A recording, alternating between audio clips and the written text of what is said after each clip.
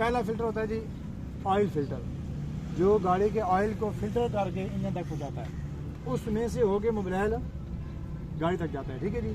और दूसरा फ़िल्टर होता है जी एयर फ़िल्टर, ये एयर फ़िल्टर है, क्या है जी एयर फिल्टर। इसके अंदर होता है एयर फ़िल्टर, ठीक है। इसको कहते हैं क्या है, एयर क्लीनर। ये क्या है, एयर क्लीनर। क्या मतलब इसका, हवा को साफ करने वाला। ये फ़िल्टर का मकसद ये होता है कि जब यहाँ से ये समझे कि गाड़ी की नोज है या नाक है गाड़ी का, जब आप इसको यहाँ से बंद करेंगे तो गाड़ी बंद हो जाएगी, क्योंकि सांस रुक जाती है, ठीक है।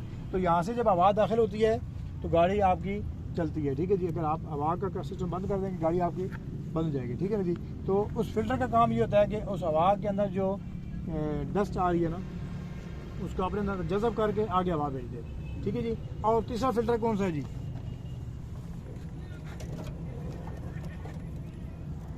तीसरा फिल्टर होता है जी फ्यूल फिल्टर, पेट्रोल फिल्टर।